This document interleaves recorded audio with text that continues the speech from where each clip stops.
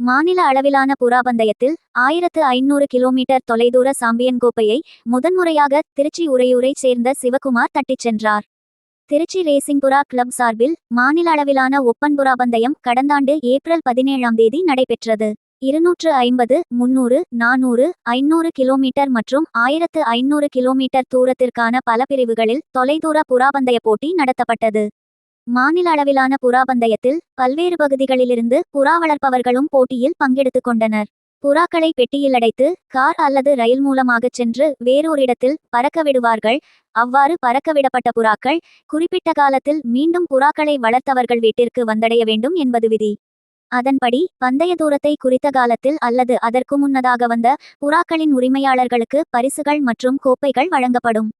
அதன்படி திருச்சியில் 35ஆம் ஆண்டு புறாபந்தயத்தில் பங்கேற்று வெற்றி பெற்ற புறாக்களுக்கான பரிசளிப்பு விழா காந்தி மார்க்கெட் சாலை TMR மகாலில் நடைபெற்றது.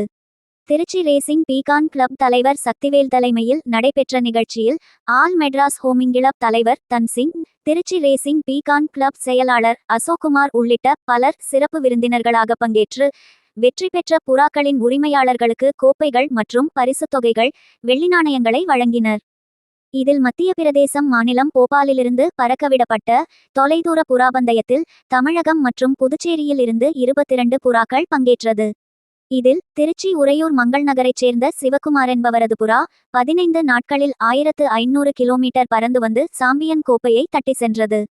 35 ஆண்டுகளில் திருச்சியைச் சேர்ந்த புறா 1500 கிலோமீட்டர் தொலைதூர பந்தயத்தில் வெற்றி பெற்றது இதுவே முதன்முறை என்பதால் சிவகுமாருக்கு பலரும் வாழ்த்துக்களை தெரிவித்துக் கொண்டனர். ஒட்டுமொத்த சாம்பியன் கோப்பையை சக்திவேல் என்பவரும் தட்டிச் சென்றார். இதேபோன்று டெல்லியிலிருந்து பறக்கவிடப்பட்ட 1500 கிலோமீட்டர் தொலைதூர புறாபந்தயத்தில் பெங்களூரைச் சேர்ந்த ரவி என்பவர் முதல் பரிசை தட்டிச் சென்றார்.